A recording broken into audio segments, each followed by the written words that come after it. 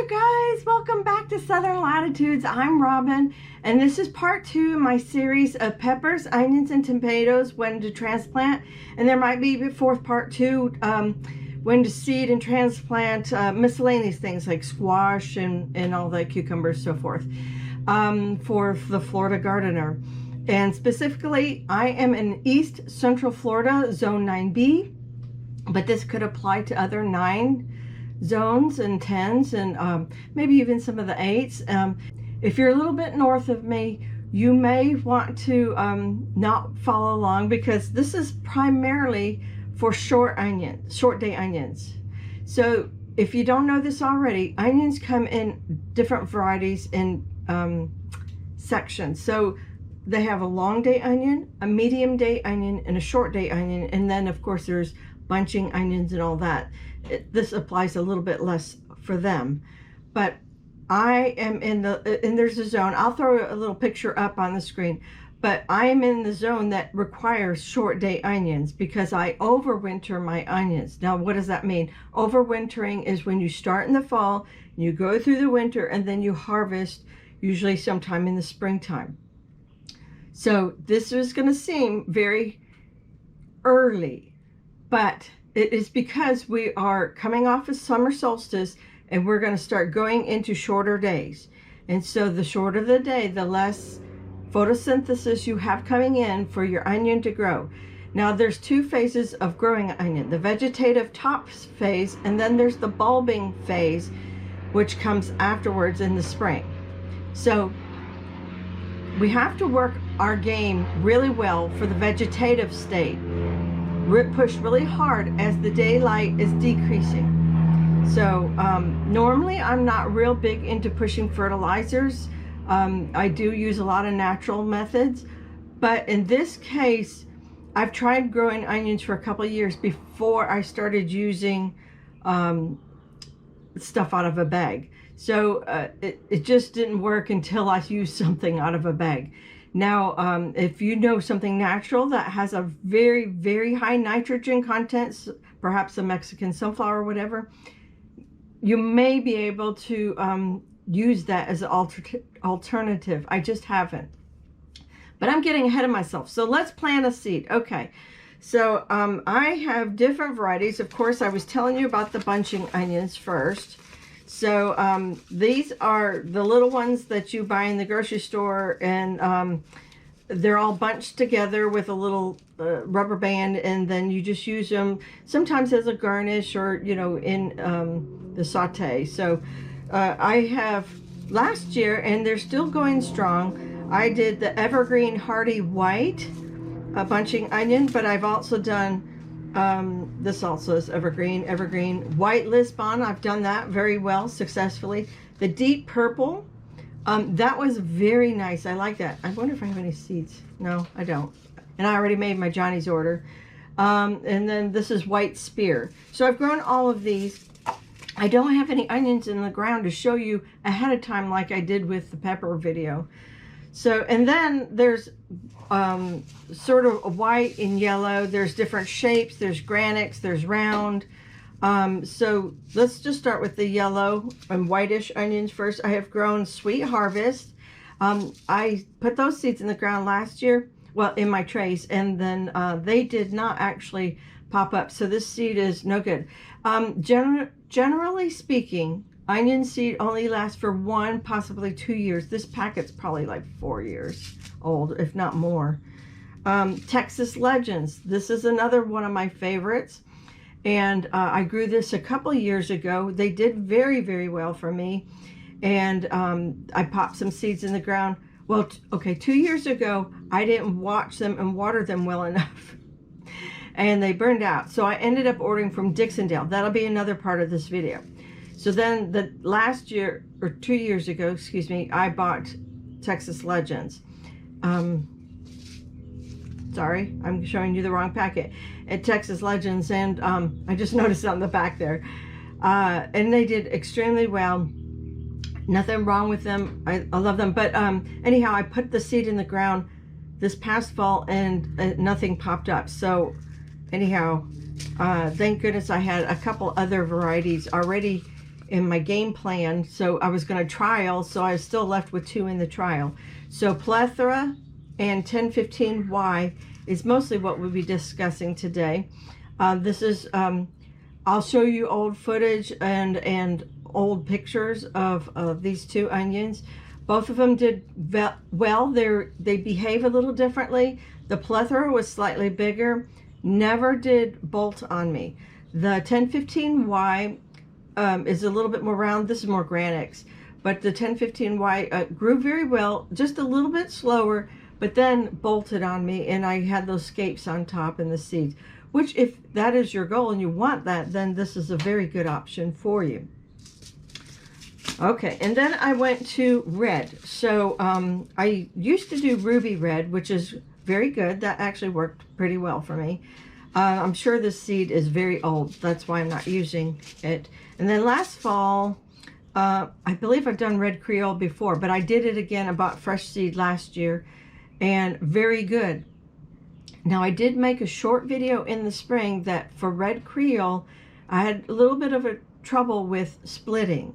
So, and what I mean by that is that you start off with one plant and it grows, and as it forms the bulb and it gets a certain point, and I'm not sure the biology behind this, but it splits and it becomes 2 bulbs and then green tops. So I had where they do 2 and 3 bulbs, and hopefully I have some video to share with you on that. But yeah, the onion flavor was great. Lots of heat. By the way, the flavor is great on all of these. So anyhow, I decided, I was watching Lazy Dog Farm and talking with Travis about this a little bit in his comment section. And as much as I really like this and it grows extremely well in heat, I wanted to trial something a little different this year as we go into fall. I'm going to try what he tried, which was the Chianti, and he said this one had less splitting. So I'm really interested. This came out of NE Seeds. This is what he recommends on his video that he did with onion trialing. I love people who trial varieties because it really helps me up my game. That's how I ended up with Texas Legends. That's how I ended up with Plethora.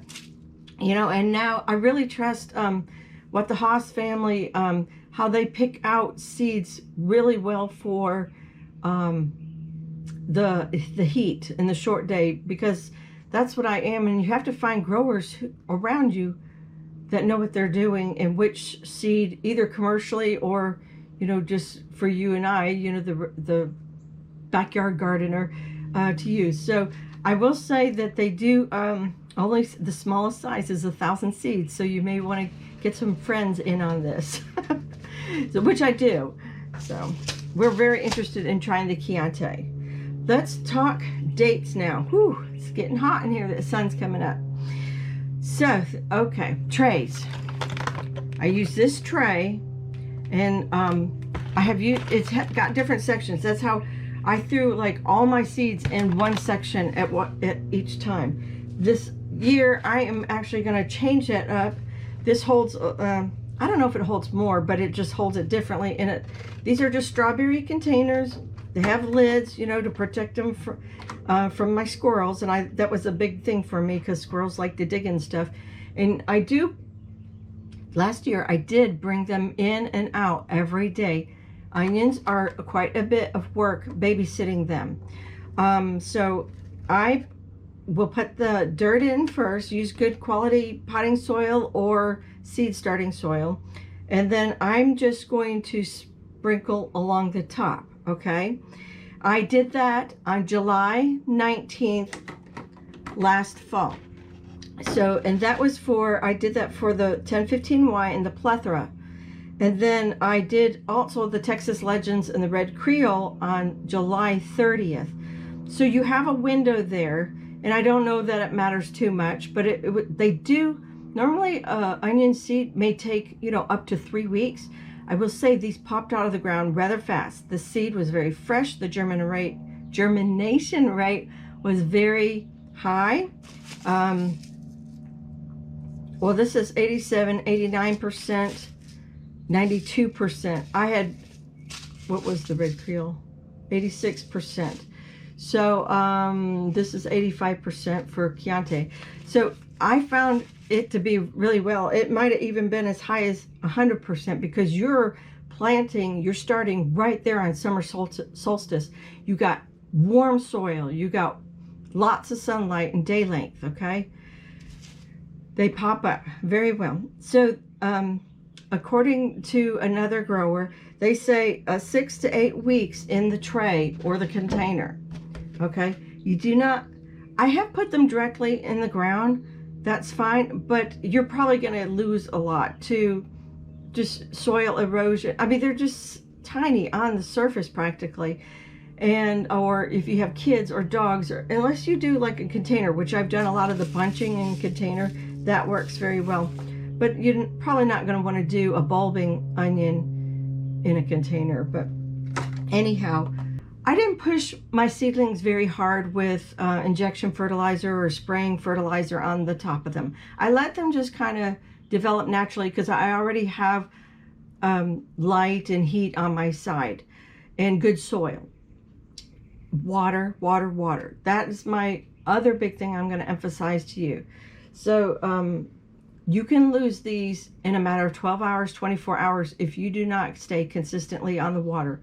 Also, another thing is if a hurricane comes your way in the fall, you're going to want to put them inside your house, inside a shed, inside a greenhouse, whatever you have to protect them under shelter. If you order by Dixondale.com, and I do highly recommend them, they're a great company. They saved my Fanny one year. I lost a whole tray worth of seedlings. But know this, their first orders don't come out to November 14th, I think. And then if you're up north, they come out like April, they have a range to April. That probably won't work for you if you're in my zone 9B. You can do it, but I didn't get as big of bulbs. I did that year. I think I had Texas Legends from them, and I had Ruby. I had Southern Belle Reds from them, and I did the up front, and that worked very well. I have actually a video about ammonium sulfate that has those varieties up there. But anyhow, long story short, I realized that I was kind of in the game too late. That's why I'm now doing this by seed myself. And I babied those. Okay, I've repeated myself. So, okay. I did not push my seedlings hard. They were still in the ground in 8 weeks by September 17th. Now you will give them about 3 weeks off. So we're talking first week, second week of October. And then they should be over their shock. They should, hopefully have a little rain on them and the roots starting to grow. It doesn't take them very long. They do transplant pretty well, especially if you're going same day from this tray into the ground. There's almost no shock. If you're going to order through a company, expect a couple weeks of shock, but they do recover nicely. So then sometime in the middle of October, you're going to need to start fertilizing. This is when I feel that you have to push. You need those green tops, and you need approximately 11, 12, even 13 of those different green leaves if you will, whatever they're called. Not stems either. Leaves, I guess they're leaves. Each one of those leaves will represent a layer of the onion. So the more green, the bigger the onion. Does that make sense? Okay. So this is why you have to push them, even though, I'm not really much for pushing things against their will to live and grow. Everything I put in, when it's out there, it's already in highly fertile mushroom compost. And it has lots of chicken manure in it and gypsum and all sorts of other things. It's well balanced for growing the mushrooms. But then I do get a little help from my friends. So I use ammonium sulfate 2100. This is nitrogen, phosphorus, potassium. I'm going to do this every 2 to 3 weeks. If it's either 3 weeks or if I have a big rain coming after 2 weeks. So I will bump it up just a little bit for if rain's coming. You always want to water this in. And I don't like to scatter across the whole garden. I literally put it right on the row with the onion.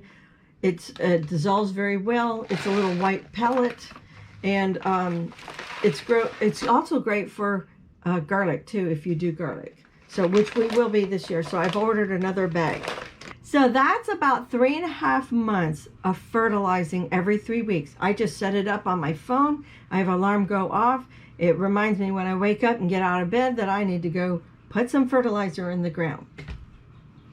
All right, so now we're getting into winter solstice, around Christmas, New Year's, and all that.